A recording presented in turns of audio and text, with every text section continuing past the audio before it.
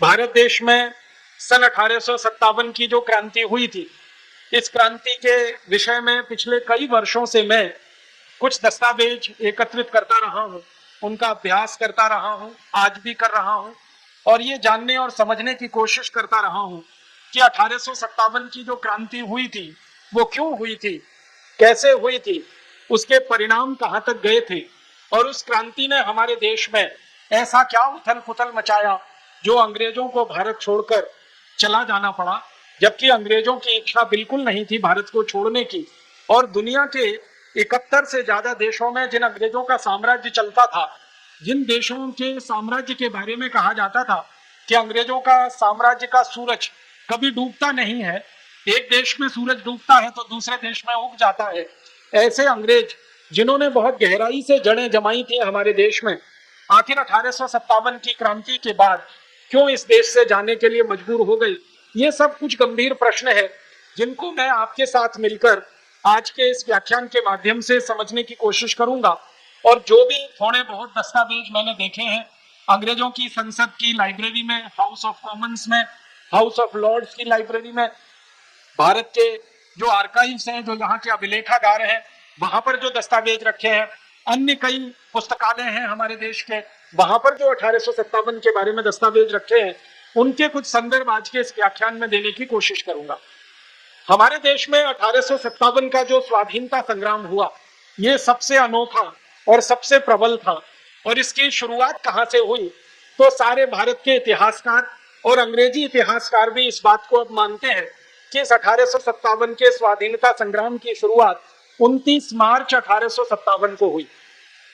29 मार्च 1857 को हमारे भारत देश में बंगाल का जो सबसे बड़ा नगर है कलकत्ता, आज जिसको हम कोलकाता कहते हैं, उसके पास में बैरकपुर नाम की एक छावनी हुआ करती थी अंग्रेजों की, जहां पर अंग्रेजों की सेना रहा करती थी। उस बैरकपुर छावनी में भारत के बहुत बड़े क्रांतिवीर श्री मंगल पांडे काम किया करते थे। मंगल पांडे अंग्रेजों की सेना में भर्ती हो गए थे एक सिपाही के रूप में और सेना के कार्य में लगे हुए थे। उन्हीं मंगल पांडे ने 29 मार्च 1857 को क्रांति की शुरुआत कर दी थी। शुरुआत कैसे हुई, हमारे भारत में सन 1856 से अंग्रेजों की सरकार ने कुछ ऐसे कारतूस बनाकर इस्तेमाल करना शुरू किया था जिन कारतूसों में गाय और सुअर की चर्बी लगाई जाती थी। हमारे भारत देश में अंग्रेजों की सेना जो कारतूस इस्तेमाल किया करती थी, उन कारतूसों में गाय और सुअर की चर्बी का तेल निकालकर लगाया जाता था और भारत के सैनिक जो अंग्रेजी सेना में नौकरी किया करते थे, उनको वो कारतूस मुंह से खोलने के लिए मजबूर होना पड़ता था। पुराने समय में जो कारतूस बना करते थे बंदूक में चलाने के लिए, उन कारतूसों के ऊपर एक टोपी लगी रहती थी। उस टोपी को खोलकर कारतूस को बंदूक में डाला जाता था, फिर उसको चलाया जाता था।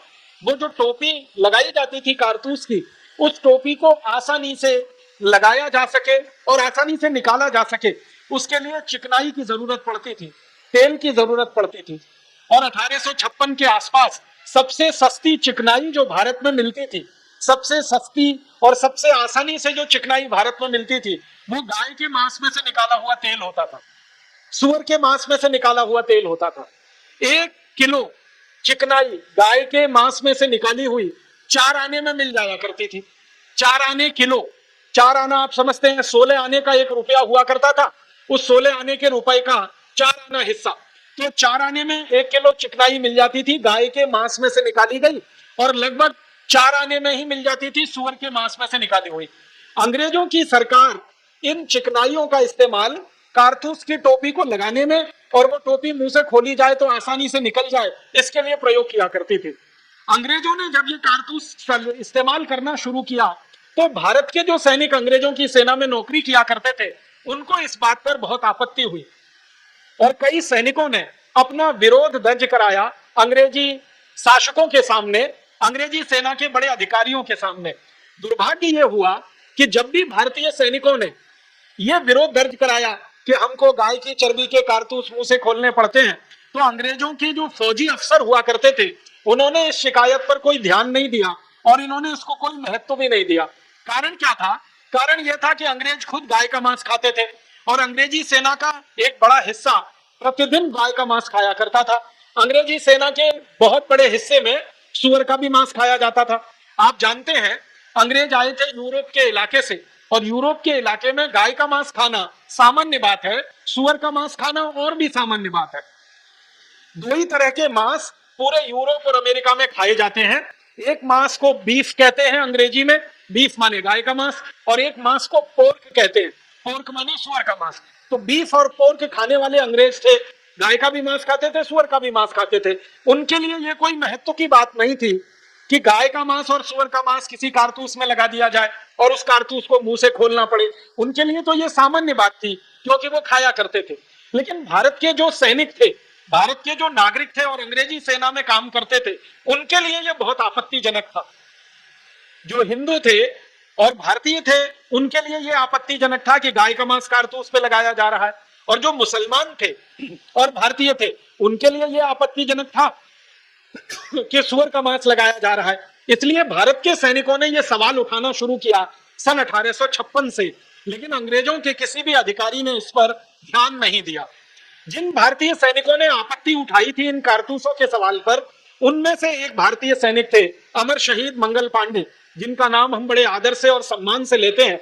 उन्होंने 29 मार्च सन 1857 को भरी परेड के मैदान में अंग्रेज अधिकारी से सीधे एक सवाल पूछा। परेड हो रही थी बैरकपुर की छावनी में, सवेरे का समय था, करीब 9 बजे के आसपास का। सारे भारतीय सैनिक लाइन से खड़े हुए थे परेड के लिए। उसी समय एक अंग्रेज अधिकारी आया, उसका नाम था मेजर ह्यूसन। उस ह्यूसन नाम के अंग्रेज अधिकारी को अमर शहीद मंगल पांडे ने सीधे एक प्रश्न किया कि क्या हमको अंग्रेज सरकार की तरफ से जो कारतूस दिए जा रहे हैं उसमें गाय की चर्बी लगी हुई है? तो मेजर ह्यूसन ने प्रश्न का उत्तर नहीं दिया, ना उसने हाँ कहा और ना उसने ना कहा। अमर शहीद मंगल पांडे ने फिर अपना सवाल दोहराया कि क्या हमें जो कारतूस दिए जा रहे हैं उसमें गाय और सुअर की चर्बी लगाई गई है? मेजर ह्यूसन ने फिर भी कोई उत्तर नहीं दिया, ना हाँ कहा ना ना कहा। बस इतने से मैं गुस्सा आया अमर शहीद मंगल पांडे को। उनके पास अपनी सर्विस राइफल थी, बंदूक थी, उसमें 2 गोलियां भरी हुई थी। उन्होंने वो बंदूक सीधे मेजर ह्यूसन के ऊपर चलाई। मेजर ह्यूसन को गोली लगी, लगने के बाद वो जमीन पे गिरा, थोड़ी देर तड़पा और मर गया। उसके बाद क्या हुआ, उसका एक दूसरा सहयोगी था, उसका नाम था लेफ्टिनेंट वॉग। वॉग नाम का जो अंग्रेज अधिकारी था, वो मंगल पांडे को पकड़ने के लिए घोड़े पर चढ़कर दौड़ा। मंगल पांडे ने दूसरी गोली चलाई और वो दूसरी गोली लेफ्टिनेंट वॉग के घोड़े में जाकर लगी और घोड़ा जमीन पर धराशायी हुआ और वॉग घोड़े से गिरकर जमीन पर उठने की कोशिश कर रहा था। इसी बीच में मंगल पांडे ने क्या किया, उनकी जो राइफल थी उसमें एक संगीन लगी हुई थी, वो संगीन को लेकर दौड़े और बाघ के छाती में उन्होंने सीधे वो संगीन उतार दी और उसके बाद खून का फव्वारा छूटा और वो 4 से 5 मिनट में तड़प कर वहीं मर गया। बहुत सारे भारतीय सैनिक ये दृश्य देख रहे थे और उनके मन में भी कुछ न कुछ करने का गुस्सा और जज्बा पल रहा था।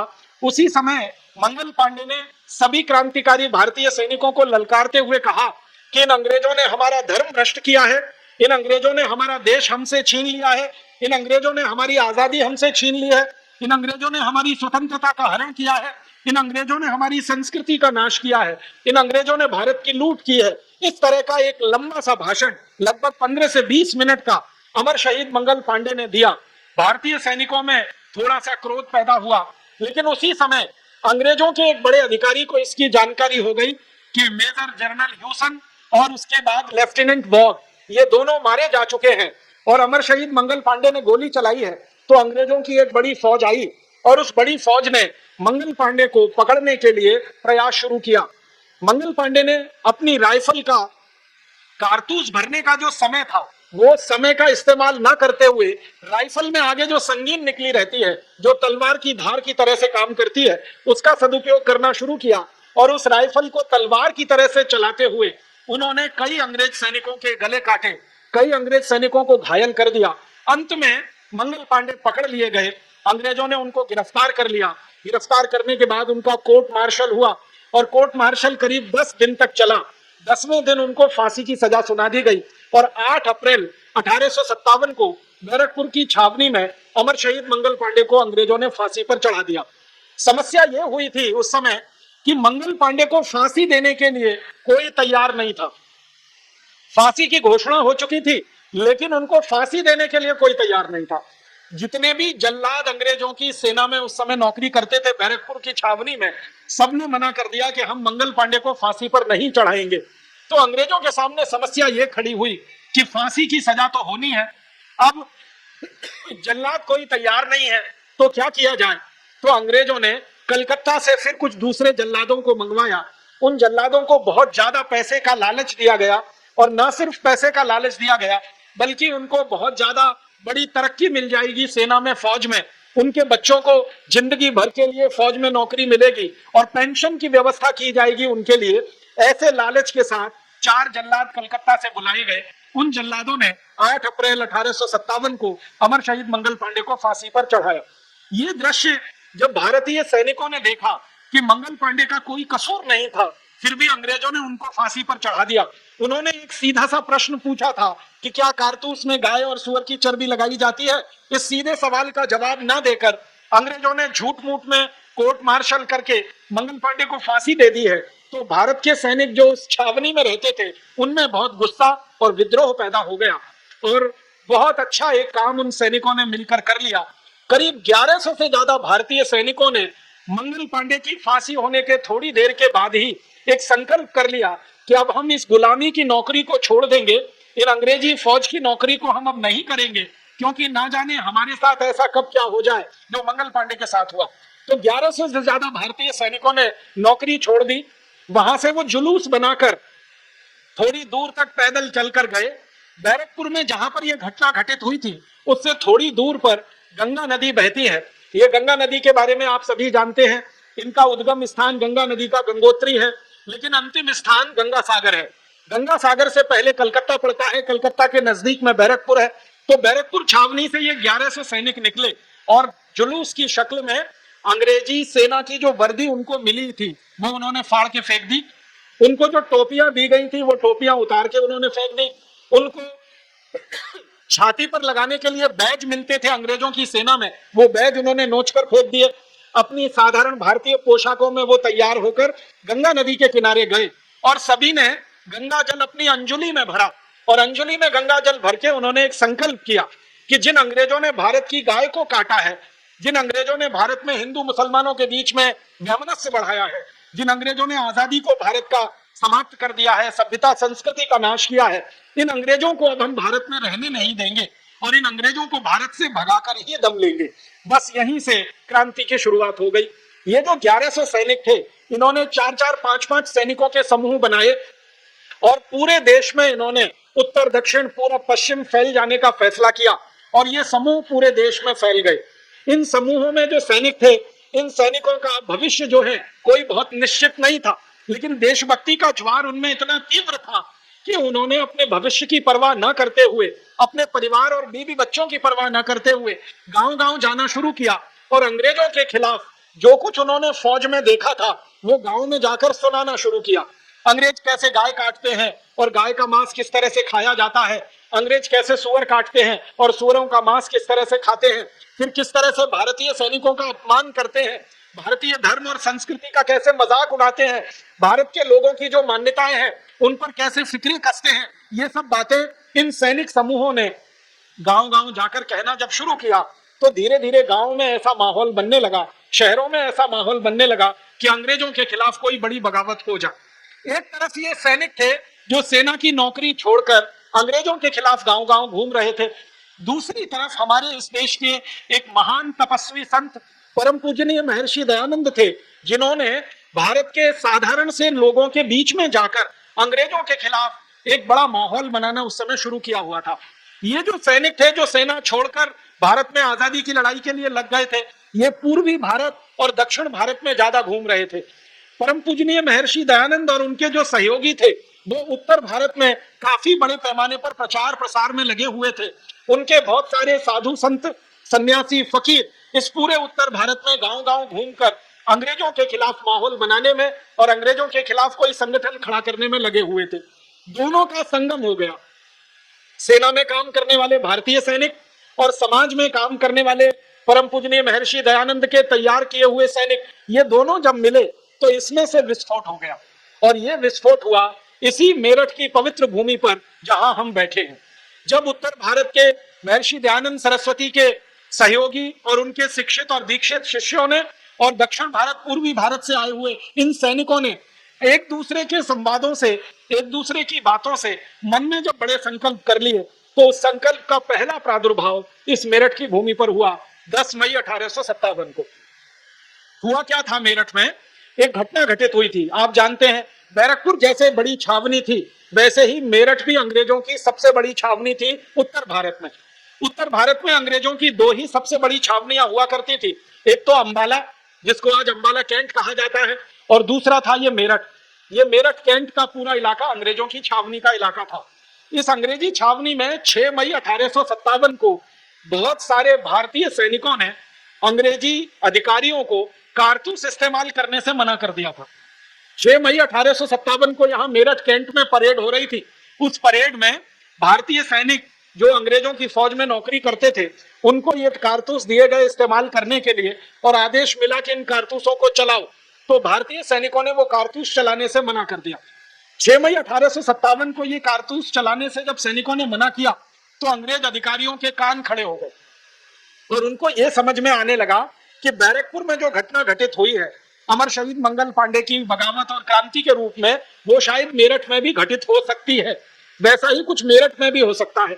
तो अंग्रेज अधिकारियों ने यह फैसला कर लिया कि मेरठ में जो क्रांतिकारी भारतीय सैनिक अंग्रेजों की फौज में है, इन सबको फौज से निकाल दिया जाएगा और इनको हथकड़ियां पहनाकर जेल में डाला जाएगा और इनके ऊपर कम से कम 10 साल की सजा का प्रावधान किया जाएगा और इनको जितनी भी बेइज्जती हो सकती है वो बेइज्जती इनकी की जाएगी।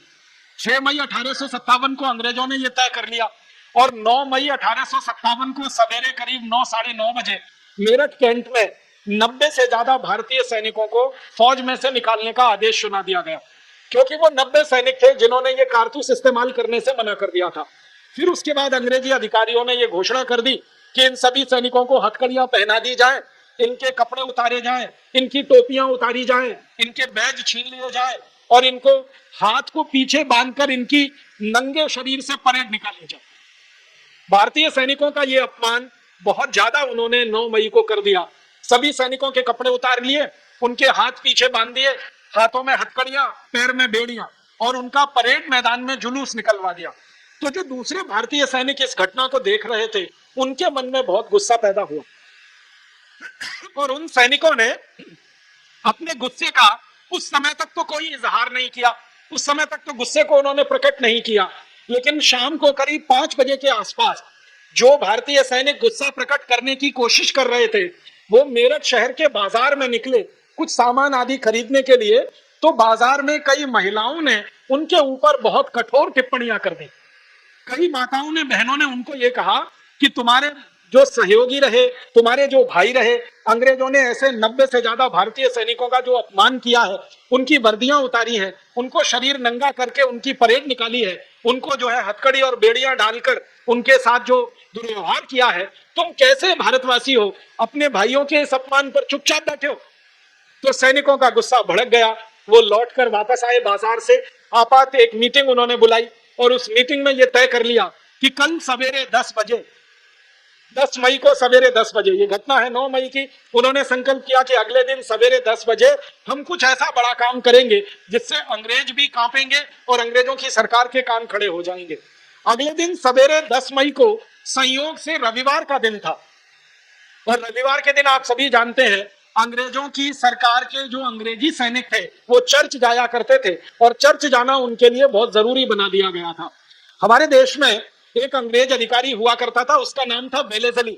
उसने 1798 में ईस्ट इंडिया कंपनी की नौकरी करने वाले हर अंग्रेज सैनिक के लिए यह कानून बना दिया था कि रविवार के दिन उन्हें चर्च जाना बहुत जरूरी है। अगर वो चर्च नहीं जाएंगे तो उनको प्रमोशन नहीं मिलेगा, उनकी तनख्वाह में कटौती की जा सकती है, उनकी सुविधाएं घटाई जा सकती हैं। तो सभी अंग्रेज तनख्वाह के लालच में, प्रमोशन के लालच में या थोड़ा डर कर चर्च जाया करते थे हर रविवार को। और ये वेलेस्ली नाम का ही अंग्रेज अधिकारी था जिसने रविवार की छुट्टी कराई थी पूरे भारत देश में, जो दुर्भाग्य से आजादी के 63 साल के बाद आज भी चल रही है। रविवार का दिन छुट्टी का दिन होगा क्योंकि उस दिन चर्च जाना है और ये छुट्टी पहले की गई थी अंग्रेज अधिकारियों के लिए, बाद में ये छुट्टी कर दी गई भारतीय सैनिकों के लिए और भारतीय सैनिकों के साथ भारतीय नागरिकों के लिए जो अंग्रेजी ईस्ट इंडिया कंपनी में काम किया करते थे। तो 10 मई को रविवार था, सारे अंग्रेज सैनिक रविवार के दिन यहाँ मेरठ के चर्च में गए हुए थे। वो चर्च की बिल्डिंग अभी भी टूटी फूटी यहाँ आप देख सकते हैं, जो कैंट एरिया में है। इधर भारतीय सैनिकों ने संकल्प कर लिया था कि अभी अंग्रेजों को सबक सिखा देना है। तो जब अंग्रेज चर्च में अंदर घुसे हुए थे और अपनी प्रार्थना कर रहे थे, उसी समय मेरठ में क्रांति की शुरुआत हुई, बगावत हुई और सबसे पहले भारतीय सैनिकों ने यहाँ का चर्च जला दिया, चर्च में आग लगाई। तो जो अंग्रेज चर्च के अंदर भरे हुए थे वो सब के सब अंदर जल के भस्म हो गए। उनकी कुछ स्त्रियां थी, उन स्त्रियों को भी उसमें जल जाना पड़ा और कुछ छोटे बच्चे थे, उनको भी उस चर्च में जल जाना पड़ा। कुछ बच्चे और कुछ स्त्रियां संयोग से निकलकर बाहर आ गए थे, लेकिन उनको लोगों ने नहीं छोड़ा, क्योंकि चर्च में आग लगाने का काम भारतीय सैनिकों ने जरूर किया था, लेकिन आग लगते समय हजारों की संख्या में मेरठ के नागरिक भी वहां उपस्थित थे और उन्होंने चर्च को चारों तरफ से घेर रखा था। और उनके मन में गुस्सा इस बात का था कि एक भी अंग्रेज को यहाँ से हम जिंदा वापस नहीं जाने देंगे, जो भी चर्च के अंदर है उसको तो अब यहाँ से सीधे भगवान के पास ही भेजेंगे। उसी के बाद चर्च जलने के बाद यहाँ अंग्रेज अधिकारियों के जितने बंगले थे एक एक करके सब में आग लगाई गई और उन बंगलों में जलकर कई अंग्रेज अधिकारी राख हो गए, खाक हो गए। उसके बाद भारतीय सैनिकों ने मेरठ नगर के नागरिकों के साथ मिलकर पूरे शहर में एक एक मोहल्ले में ये ढूंढना शुरू किया कि कहाँ अंग्रेज छुपे हुए हैं, क्योंकि उनको ये जानकारी मिली कि काफी अंग्रेज अपने घरों से भागकर किसी दूसरे के घर में छुप गए हैं, गलियों में चले गए हैं और भारतीय सैनिक उनको ढूंढते रहे। शाम हो गई और शाम करीब 6-7 बजे तक आते आते मेरठ में एक भी अंग्रेज जिंदा नहीं बचा। सभी अंग्रेजों को भारतीय सैनिकों ने और मेरठ के नागरिकों ने मिलकर कत्लेआम कर दिया। आपको यह जानकर बहुत आश्चर्य लगेगा, बहुत हैरानी होगी कि सैनिकों के पास तो बंदूकें थी, सैनिकों के पास तो संगीनें थी, तलवारें थी, उनसे वो अंग्रेजी सैनिकों के सामने लड़ाई लड़ रहे थे। लेकिन मेरठ के जो नागरिक थे उनके हाथ में क्या था? उनके हाथ में तो बंदूक नहीं थी, उनके हाथ में तो तलवार नहीं थी। तो अंग्रेजों के जो दस्तावेज हैं वो बताते हैं कि मेरठ के नागरिकों के हाथ में फसल काटने वाला हंसिया था, जिससे फसल काटी जाती है। गेहूं की फसल हम काटते हैं, धान की फसल काटते हैं, वो हंसिया था लोगों के हाथ में।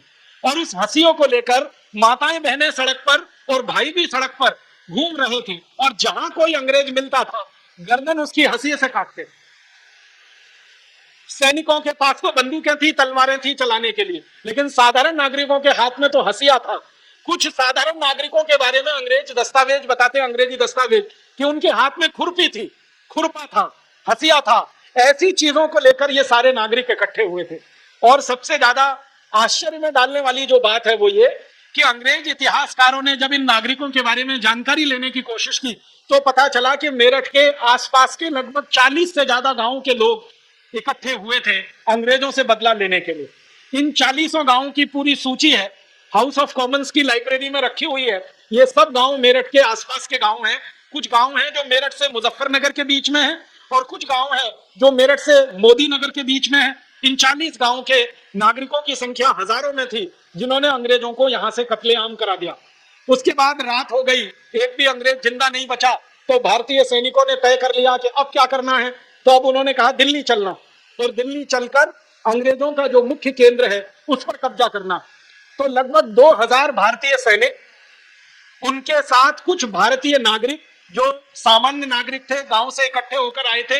इन लोगों ने घोड़ों की और कुछ खच्चरों की व्यवस्था की और उन पर बैठकर ये सारे सैनिक रातों रात दिल्ली के लिए निकल गए। सवेरा होते होते ये दिल्ली पहुंच गए।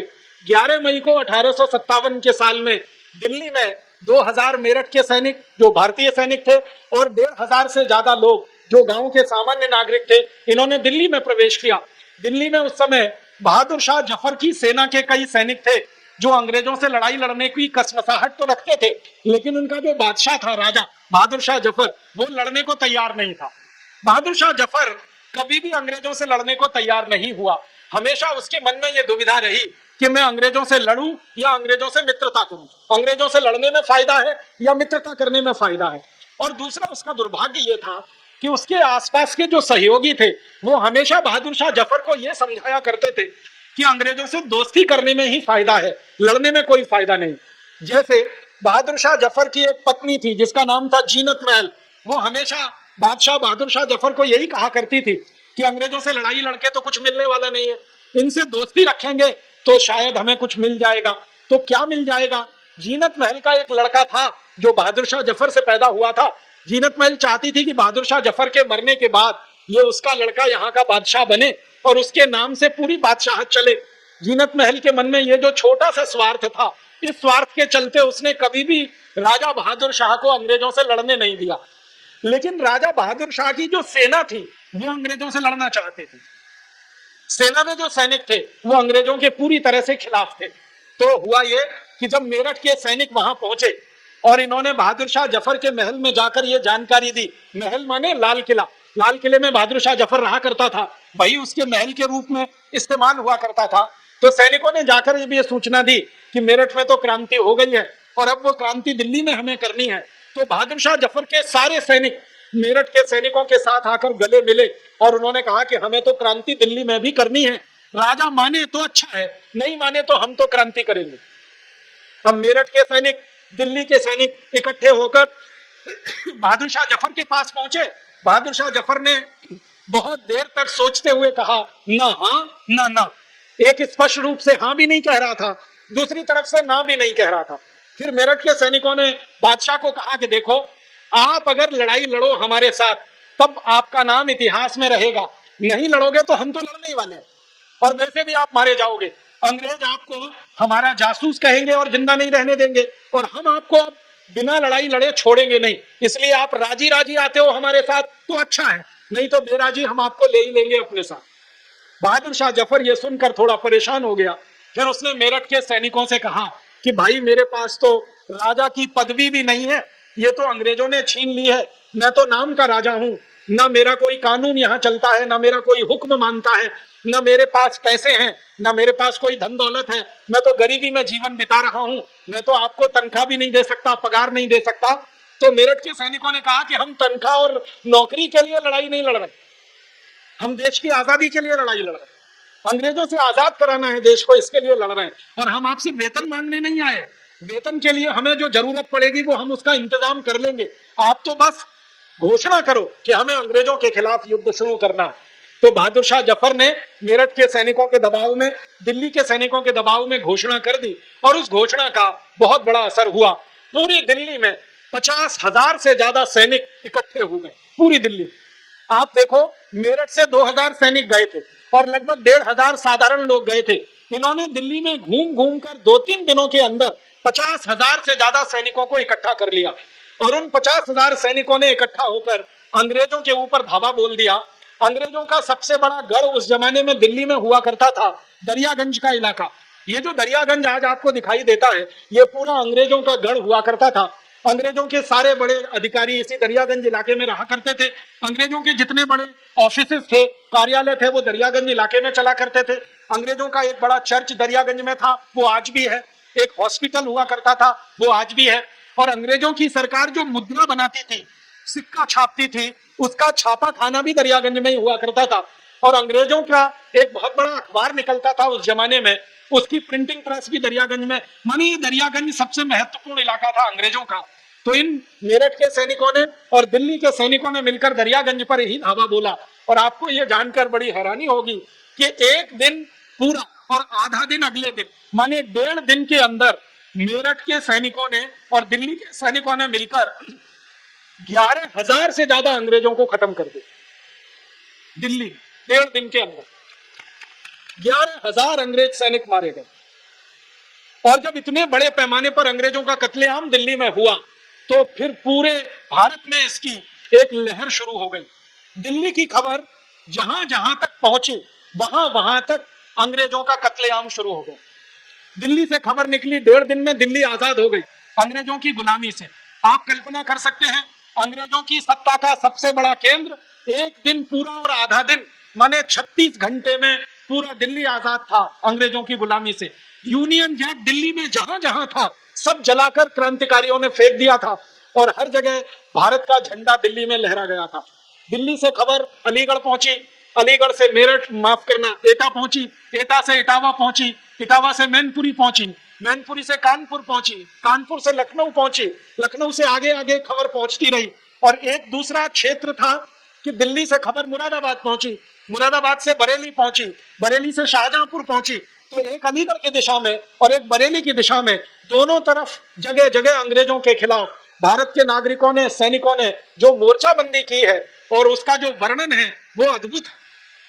आप ये सुनकर जरूर गौरव महसूस करेंगे कि भारत के क्रांतिवीरों ने और साधारण नागरिकों ने 15 दिन के अंदर 51,316 अंग्रेज सैनिकों को मौत के घाट में सुला दिया, 15 दिन के अंदर। और 51,316 ये अंग्रेज जो मारे गए ना, इनकी कब्र सब भारत में है। उन कब्रों की गिनती हुई तब ये पता चला कि इतने अंग्रेज मारे गए इस देश।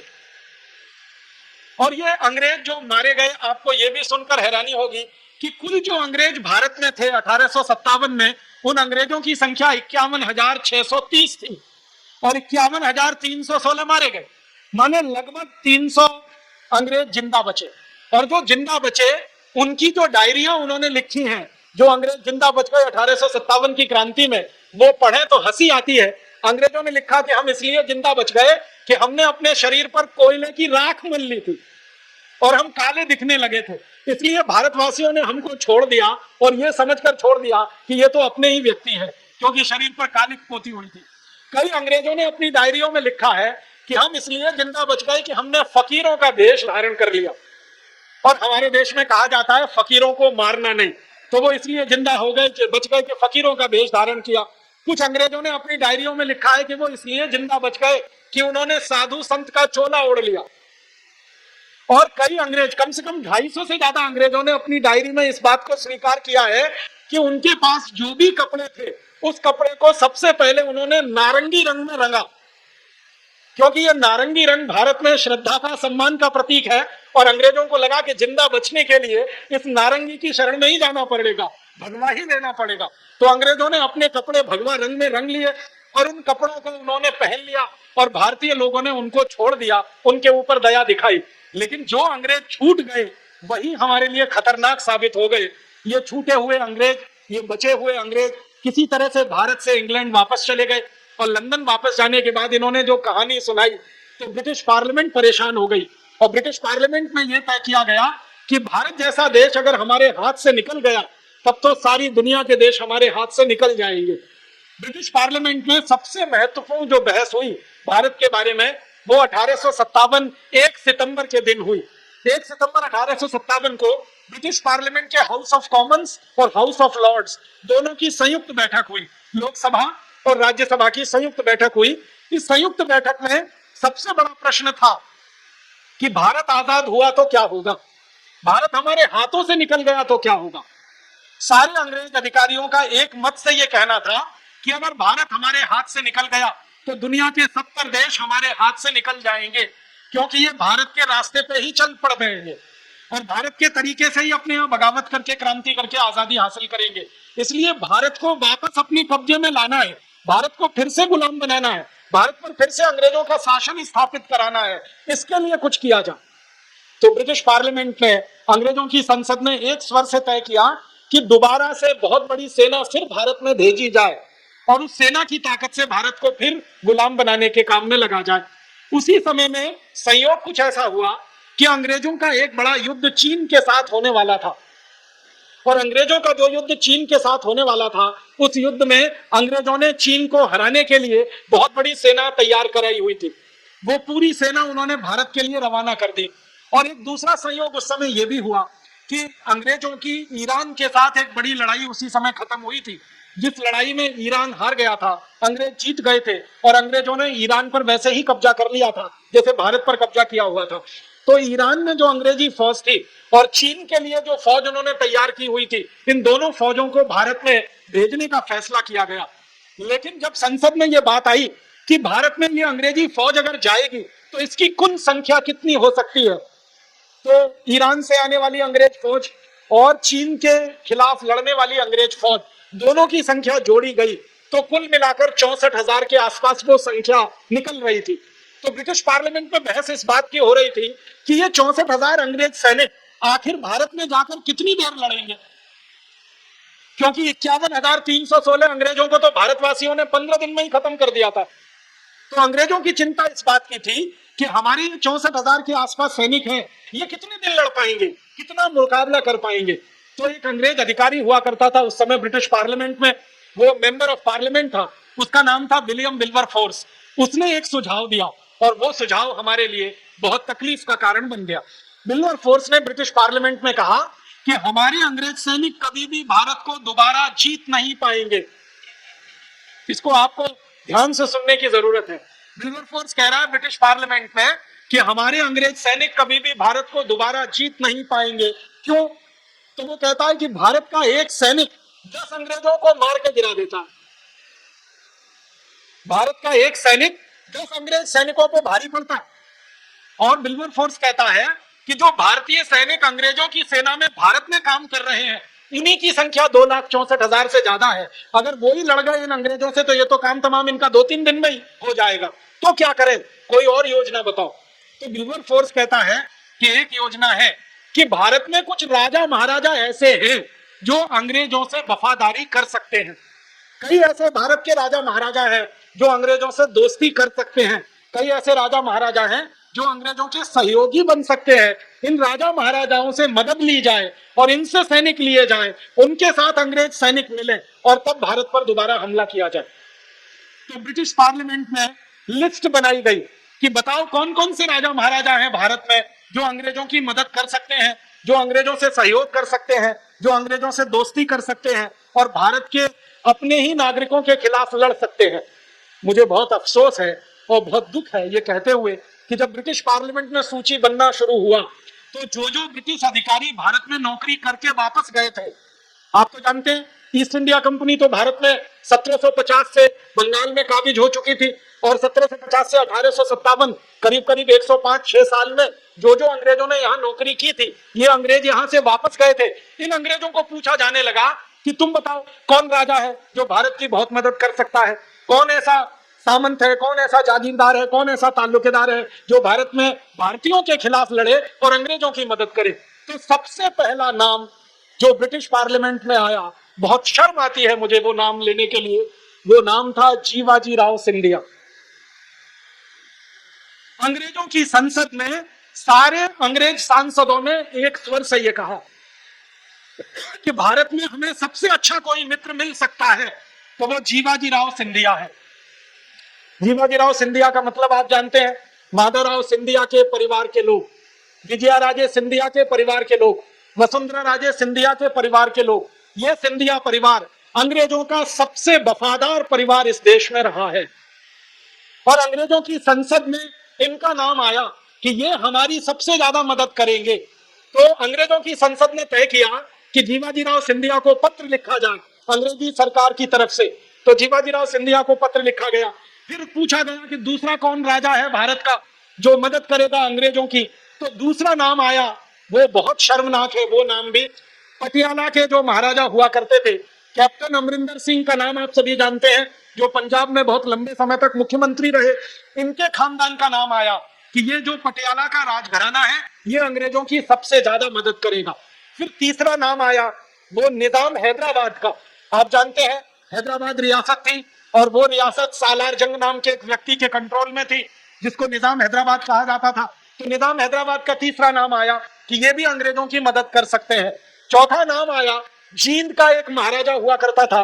पांचवा नाम आया नाभा नाम की एक रियासत थी पंजाब में, वहां का एक राजा हुआ करता था। छठवां नाम आया वो त्रावणकोर की रियासत के राजा का आया। सातवां नाम जूनागढ़ की रियासत के राजा का आया। फिर आठवां नाम 10वां 11वां 12वां 50 60 70 80 ऐसे सैकड़ों नाम अंग्रेजों की संसद में आए और अंग्रेजों ने ये मान लिया और तय कर लिया कि इन राजाओं की मदद से हम भारत पर दोबारा कब्जा करेंगे।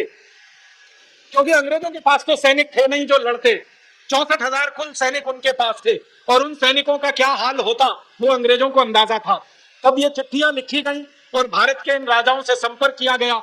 तो सबसे पहले जीवाजी राव सिंधिया ने अंग्रेजों को वायदा किया कि आप दोबारा अगर भारत में आते हैं और क्रांतिकारियों से लड़ाई लड़ेंगे तो मेरी 40,000 सैनिकों की फौज आपकी सेवा में रात दिन खड़ी रहेगी।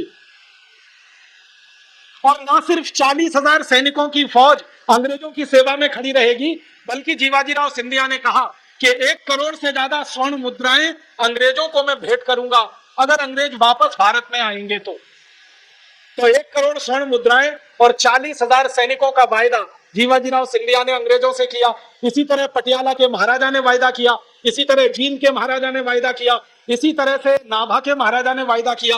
और अंग्रेजों ने हिसाब लगाया तो पता चला कि ये भारत के जो राजा महाराजा अंग्रेजों को फौज देने को तैयार हैं, वो फौज कुल मिलाकर 3 लाख 3.5 लाख से ज्यादा हो रही है। तब अंग्रेजों को भरोसा आ गया और उनको लगा कि 3.5 लाख से ज्यादा तो भारतीय सैनिक मिल रहे हैं, 64,000 हमारे पास अपने सैनिक हैं। उनका गणित उन्होंने बिठाया और फिर अपनी सेना को भारत के लिए रवाना किया। और जब तक अंग्रेजों की सेना भारत में पहुंची, ईरान से आई हुई सेना और चीन के युद्ध की तैयारी में लगी हुई सेना, उसको भारत आने में समय लगा। जितना समय इस सेना को भारत पहुंचने में लगा, उतने समय तक भारत पूरा देश स्वतंत्र रहा, पूरा देश स्वतंत्र रहा, सारा भारत आजाद रहा। 1857 के जो दस्तावेज हैं वो बताते हैं कि 10 मई 1857 से लेकर 19 सितंबर 1857 तक सारे भारत के 350 से ज्यादा जिले अंग्रेजों की गुलामी से पूरे आजाद रहे। 350 जिलों में अंग्रेजों के खिलाफ ये क्रांति की बगावत हुई। और ये 350 जिले उस जमाने में रियासतों के बराबर हुआ करते थे। जैसे मेरठ आजाद रहा 10 मई से लेकर 19 सितंबर तक, दिल्ली आजाद रहा 10 मई से लेकर 19 सितंबर तक, दिल्ली के आसपास अलीगढ़, एटा, बदायूं, बुलंदशहर, मुजफ्फरनगर, फिर उसके बाद शाहजहांपुर, मुरादाबाद, बरेली, लखनऊ, लखनऊ के पास कानपुर, कानपुर के आगे बिठूर, बिठूर के आगे फतेहपुर, ऐसे भारत के 350 जिले जो उस जमाने में रियासतों के नाम से जाने जाते थे, अंग्रेजों की गुलामी से आजाद थे और इनमें भारत का झंडा फहराया जाता था। यूनियन जैक कहीं पर भी नहीं था, भारत आजाद हो गया था। अब हमारे मन में जब ये सवाल आता है कि अगर भारत आजाद हो गया था 1857 में, तो 1947 तक गुलामी क्यों झेलनी पड़ी?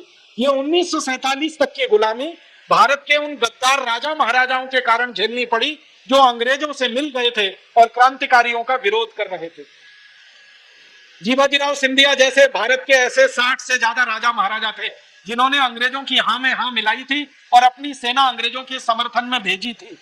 अब एक मजेदार घटना घटित हुई कि जैसे जीवाजीराव सिंधिया ने अपनी सेना को आदेश दिया कि अंग्रेजों के खिलाफ लड़ना नहीं है, अंग्रेजों के समर्थन में लड़ना है, क्रांतिकारियों के खिलाफ, तो जीवाजीराव सिंधिया की सेना में बगावत हो गई और सेना में 2 फाड़ हो गए, 2 टुकड़े हो गए।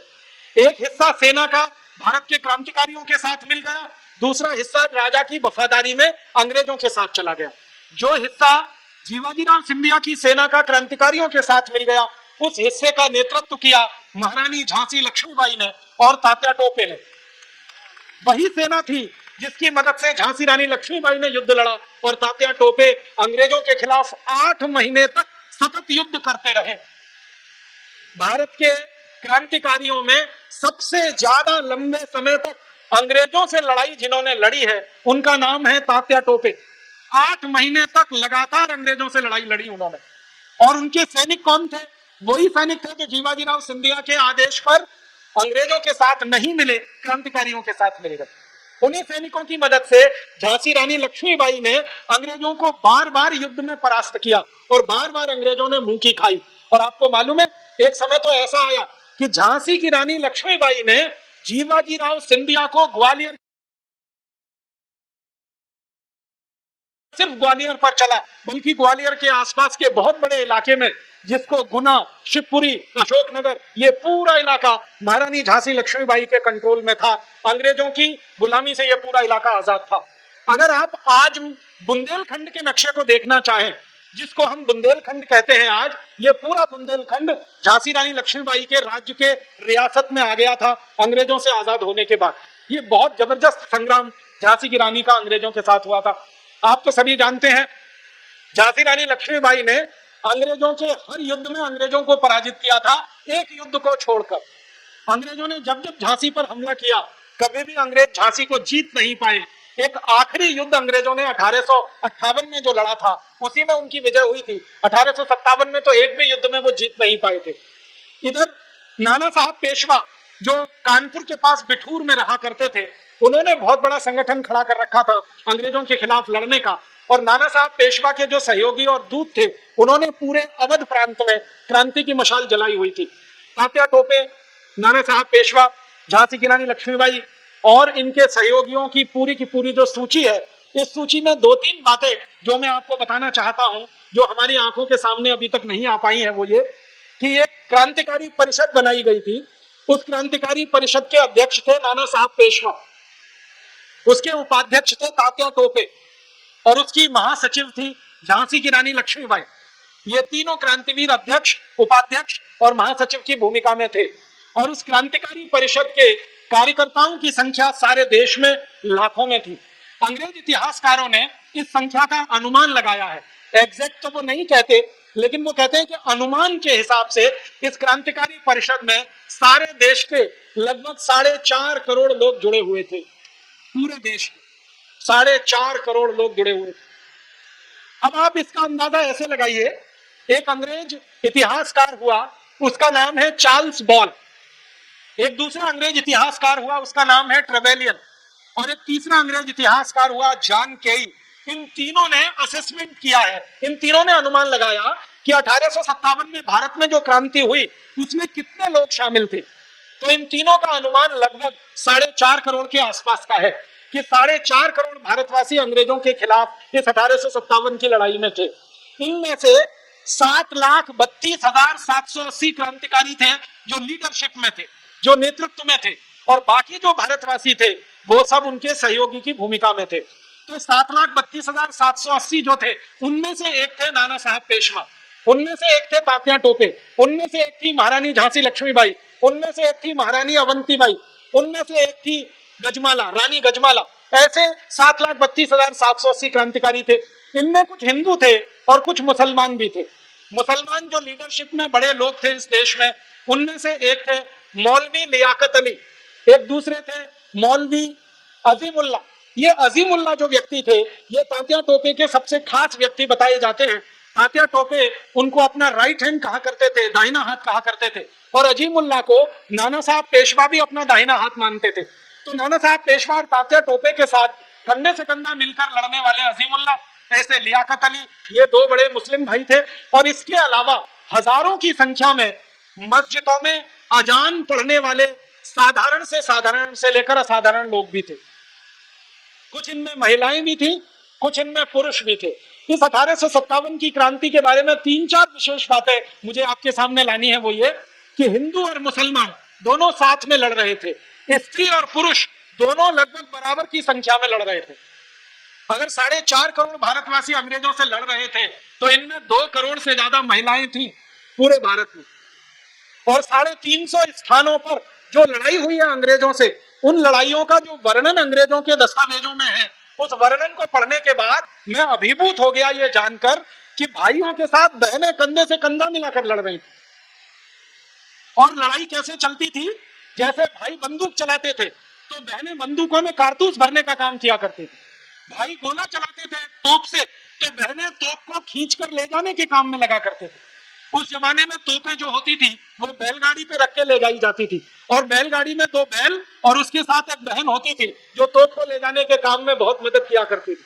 तो तोप का गोला चलाने का काम कोई भाई कर रहा है, तो तोप को इस स्थान तक ले जाने का काम कोई बहन कर रही है। और इससे भी ज्यादा अद्भुत बात है ये जो पता चलती है कि गोला चलाने का काम कोई भाई कर रहा है, लेकिन गोले में बारूद भरने का काम कोई बहन कर रही है। कानपुर की एक बहन थी जिसका अंग्रेजों ने बहुत वर्णन किया है, उसका नाम था अजीजन बाई। अजीजन बाई का जो चरित्र है, इतिहास है, वो पता करने से मालूम हुआ कि वो पेशे से वैश्या थी और अपना शरीर बेचती थी। अंग्रेजों के कोठों पर जाकर नाचती थी। अंग्रेजों के सैनिकों के शरीर की हवस को मिटाने के काम में भी कई बार उसने अपना काम योगदान दिया। अजीजन बाई को अंग्रेजों ने किसी गांव से उठा लिया था। वो किसी मध्य प्रदेश में मंडला के पास किसी गांव की रहने वाली महिला थी। अंग्रेजों ने उसको अपहरण कर लिया था और कई दिनों तक उसके साथ बलात्कार किया था, और उसके बलात्कार के बाद उसको कोठे पे ले जाकर बेच दिया था। अजीजन बाई ने कोठा छोड़कर क्रांतिकारियों का सहयोग देना शुरू किया था, और अजीजन बाई ने 400 से ज्यादा कानपुर की वैश्याओं का एक समूह बनाया था, दल बनाया था। उस दल का मुख्य काम था गोलों में बारूद भरना। और बारूद भरे हुए गोलों को क्रांतिकारियों तक पहुंचाना, कारतूसों को इकट्ठा करना और कारतूसों को क्रांतिकारियों तक पहुंचाना। तो कारतूस और गोलों का बारूद पहुंचाने का काम कानपुर और आसपास के क्षेत्र में तो सारा माताओं और बहनों ने किया है, और ऐसी माताओं बहनों ने किया है जिनको हमारा समाज अच्छी नजरों से नहीं देखता। एक बार तात्या टोपे ने अजीजन भाई को एक सीधे से सवाल किया था कि तुम्हारा काम तो वैश्यावृत्ति का है, तुम ये क्रांतिकारियों के साथ क्यों लग गई हो? तो उसने कहा कि मैं वैश्या होने से पहले भारत की नागरिक हूं, और एक ऐसी नागरिक हूं कि जिसके शरीर में भारत का खून बहता है, इसलिए मुझे मेरा फर्ज करने से कोई नहीं रोक सकता। मैं भले वैश्यावृत्ति का काम करती रही, लेकिन मेरा फर्ज है कि मैं देश के लिए अपनी जान न्यौछावर करूं। और अंग्रेज अधिकारी जिनके सामने अजीजन भाई ने युद्ध लड़ा है, वो अंग्रेज अधिकारी अपनी डायरियों में ये लिखकर छोड़ गए हैं कि भारत के सैनिकों में सच्ची मर्द अगर कोई थी तो वो अजीजन बाई थी और झांसी की रानी लक्ष्मीबाई थी। अंग्रेज जो सैनिकों ने युद्ध लड़े हैं भारत में, जैसे एक अंग्रेज अधिकारी था यूरोज ने अपनी पर्सनल डायरी में लिखा है कि मैंने भारत की सेना में 2 महिला मर्दों को पाया, एक महिला मर्द झांसी की रानी लक्ष्मीबाई और दूसरी महिला मर्द अजीजन बाई। और वो कहता है कि दोनों में जमीन आसमान का अंतर है। झांसी की रानी लक्ष्मीबाई तो एक राजघराने की कुलवधू, लेकिन अजीजन बाई तो वैश्यावृत्ति के काम में लगी हुई एक साधारण महिला, लेकिन वीरता में दोनों किसी से कम नहीं है, साहस में दोनों किसी से कम नहीं है। और अजीजन बाई ने यह सिद्ध किया है कि भारत का खून भारतीय पहले है, बाद में वो सब कुछ है। तो इस पूरी लड़ाई में महिलाओं का बहुत बड़ा योगदान है।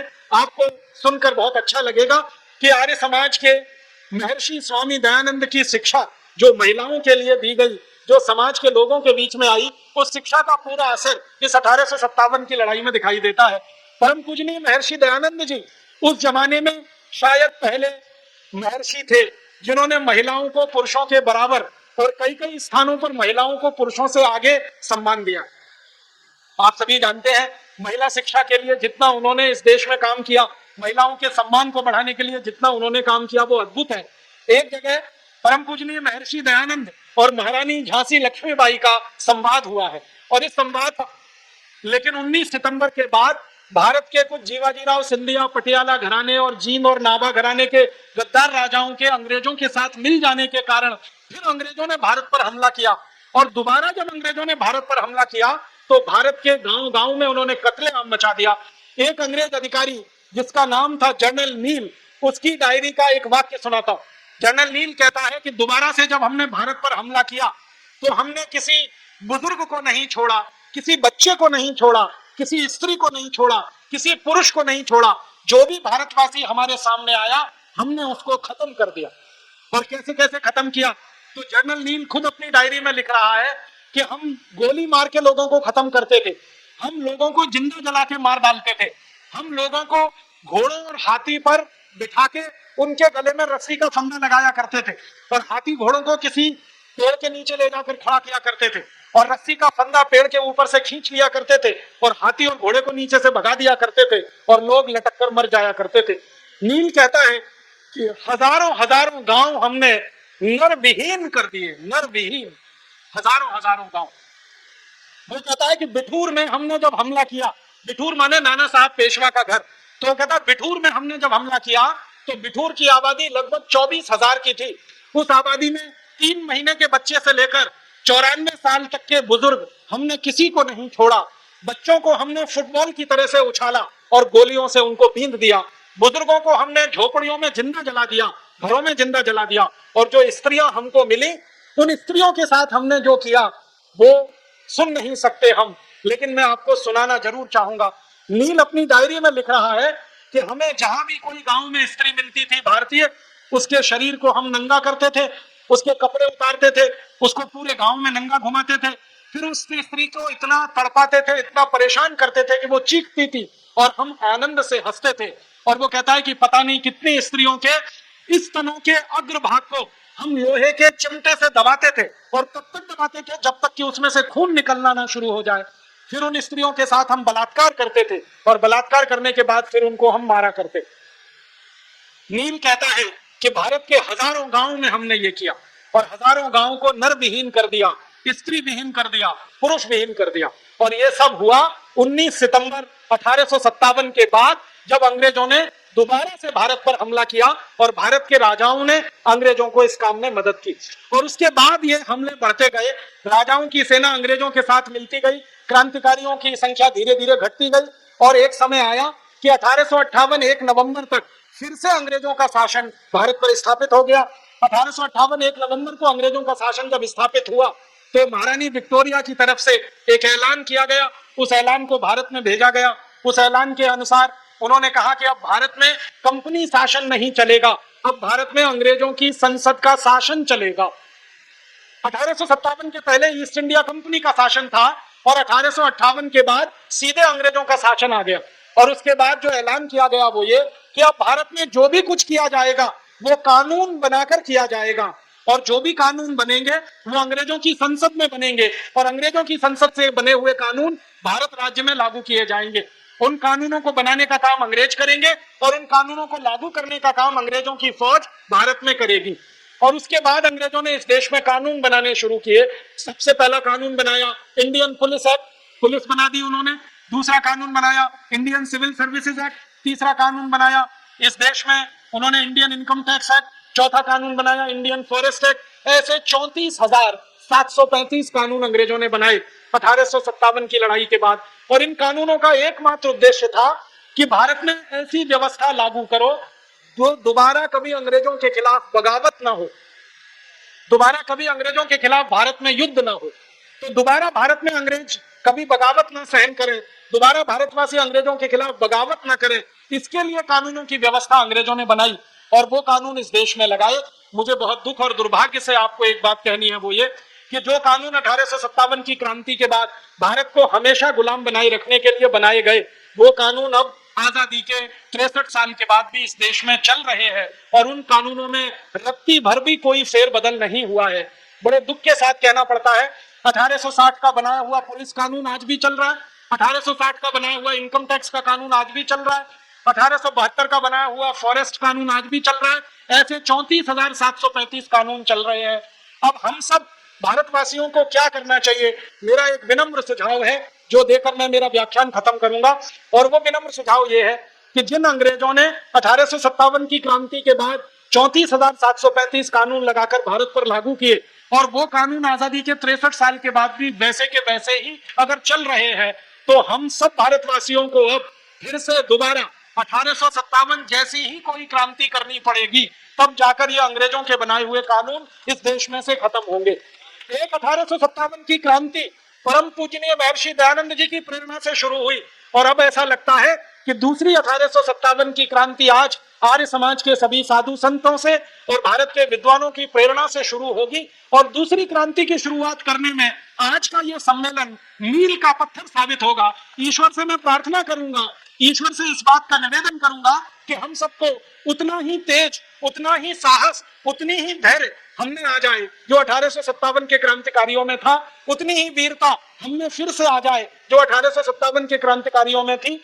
उसी वीरता, उसी साहस, उसी तेजस्विता को लेकर हम फिर से खड़े हैं और अब अंग्रेजों के खिलाफ नहीं, अंग्रेजों के बनाए गए कानूनों के खिलाफ हमें क्रांति करनी है। अब अंग्रेज तो नहीं है लेकिन उनके बनाए हुए कानून इस देश में हैं। अब अंग्रेज तो नहीं है लेकिन अंग्रेजियत इस देश में है। अब गोरे अंग्रेज तो चले गए हैं, इन कानूनों की मदद से कुछ काले अंग्रेज इस देश में पैदा हुए हैं जो देश की सत्ता व्यवस्था को वैसे ही भ्रष्ट बना रहे हैं जैसे अंग्रेजों ने बनाया था, देश को वैसे ही नोच कर खा रहे हैं जैसे अंग्रेजों ने कभी नोच के खाया था। तो हम सबको फिर से एक संकल्प लेना है और उस संकल्प लेने की कड़ी में आज का सम्मेलन हमारे लिए प्रस्थान बिंदु बने, इस भावना के साथ मैं आप सबका आभार व्यक्त करता हूं, धन्यवाद देता हूं। आयोजकों को विनम्र प्रणाम करता हूं कि उन्होंने मुझे बुलाया और मेरे भाव व्यक्त करने का मौका दिया, मेरे विचार आपसे शेयर करने का, साझा करने का मुझे मौका मिला। बहुत बहुत आभार, बहुत बहुत धन्यवाद।